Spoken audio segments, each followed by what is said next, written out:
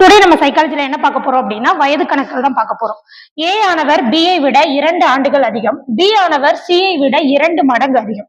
So ஏயும் கொடுக்கல பியும் கொடுக்கல, நம்மளுக்கு என்னது சில இருந்தா நம்ம என்ன பண்ண போறோம் எடுக்க போறோம். பி ஆனவர் சியை விட, அப்ப சி ஸ்டார்டிங்ல நம்ம எக்ஸ்ன்னு எடுத்துக்க போறோம்.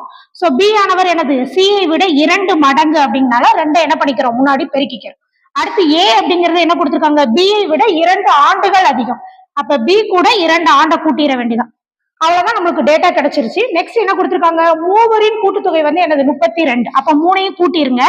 X plus 2x plus 2x plus 2 equal to 32. அப்ப எக்ஸ் எல்லாத்தையும் கூட்டினா 5x பிளஸ் 2 ஈக்குவல் டு 32. அப்ப 5x ஈக்குவல் டு 32. இந்த பிளஸ் 2 இங்கிட்டு வரையில என்ன ஆயிரும், சைன் சேஞ்ச் ஆயிட்டு நம்மளுக்கு -2 வந்துடும். அப்ப 5x ஈக்குவல் டு 30. அப்ப x ஈக்குவல் டு என்ன வந்துடும் 30/5. ஸோ அடி கொடுத்தா 6 5 30. அப்ப எக்ஸ் வந்து என்னது நம்மளுக்கு 6 அப்படின்னு கிடைச்சிட்டு, இதுல இருந்து என்னது பியினுடைய வயது.